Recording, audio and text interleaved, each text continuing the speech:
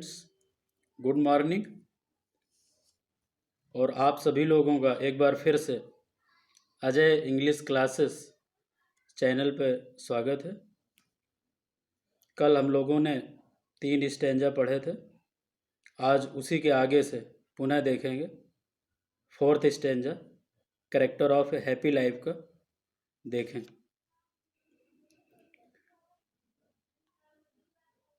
Who envies none whom chance doth raise, nor wise who never understood how deepest wants are given with praise, nor rules of state but rules of good।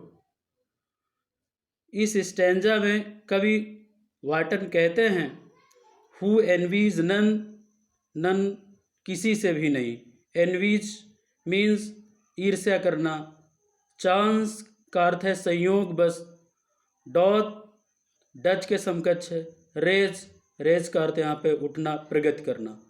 यानी प्रसन्न व्यक्ति एक ऐसा व्यक्ति होता है जो किसी भी ऐसे व्यक्ति से घृणा नहीं करता है जो संयोग बस ऊंचे उठ गए हैं या संयोग बस प्रगति कर ली है। नॉर वाइस, और ना ही किसी ऐसे व्यक्ति से घृणा करता है जो अनुचित साधनों का प्रयोग करके एक ऊंचे पद को प्राप्त कर लिया है। Who never understood how deepest wounds, who जो नेवर कर कभी नहीं, अंडरस्टूड समझते हैं, समझना होता है, जो कभी नहीं समझता है कि how deepest wounds are given with praise. How deepest wounds, कितने गहरे घाव और गिवन दिए जाते हैं विथ प्रेज, प्रशंसा से।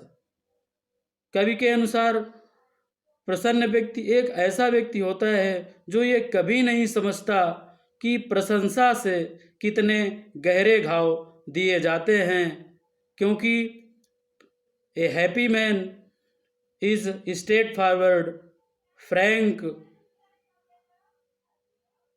Person.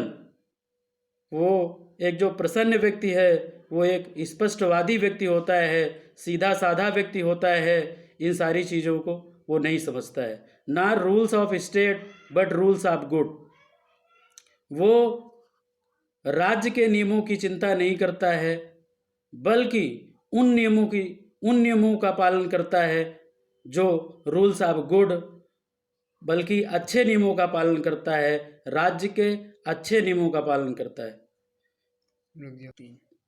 Not rules of state but rules of good, rules of good भलाई के नियम, अच्छाई के नियम। तो प्रसन्न व्यक्ति एक ऐसा व्यक्ति होता है जो राज्य के नियमों की चिंता नहीं करता है बल्कि अच्छे नियमों का पालन करता है, अच्छे नियमों का अनुसरण करता है। अगला स्टैंजा देखेंगे हम लोग। Who God doth late and early pray, more of his grace than gifts to lend, who entertains the harmless day with a well chosen book or a friend। कवि कहता है कि who God doth late and early, late and early सुबह शाम, दिन रात, pray प्रार्थना करता है। प्रसन्न व्यक्ति ईश्वर की सुबह शाम पूजा करता है, सुबह शाम पूजा करता है। More of his grace than gifts to lend, उसकी कृपा पाने के लिए, ग्रेस का अर्थ यहाँ पे कृपा है। More of his grace than gifts to lend, ना कि उपहार मांगने के लिए, ना कि धन दौलत मांगने के लिए। अर्थात प्रसन्न व्यक्ति एक ऐसा व्यक्ति होता है जो ईश्वर की दिन रात पूजा करता है, उपहार मांगने के लिए नहीं बल्कि उसकी अधिक कृपा चाहने के लिए। अर्थात जो प्रसन्न व्यक्ति होता है वो ईश्वर से डरता है और ईश्वर की दिन रात पूजा करता है और उससे कृपा प्राप्त करना चाहता है, न कि उससे उपहार। Who entertains the harmless day, और जो इंटरटेन्स का अर्थ यहाँ पे है स्पेंड के समकक्ष व्यतीत करना, जबकि आप इंटरटेन्स का अर्थ मनोरंजन करना भी होता है, आनंद उठाना, ऐसा भी होता है। The harmless day, harmless means हानि रहित। जो हानि रहित दिन को या हानि रहित समय को व्यतीत करता है with a well chosen book, अच्छी चुनी हुई पुस्तक, और फ्रेंड अथवा मित्र के साथ। कहने का आशय ये कि प्रसन्न व्यक्ति एक ऐसा व्यक्ति होता है जो अपने हानि रहित समय को अच्छी पुस्तकों को पढ़ने में या फिर अच्छे मित्रों के साथ व्यतीत करता है। लास्ट स्टैंजा देखेंगे हम लोग। तो ये last stanza most important for board examination. This man is free from servile bands of hope to rise और fear to fall, lord of himself, though not of lands, and having nothing he hath all. This man, ये आदमी is free, मुक्त होता है, स्वतंत्र होता है, from servile bands, servile का अर्थ दास्ता पूर्ण, बैंड्स का अर्थ बंधन, दास्तापूर्ण बंधनों से।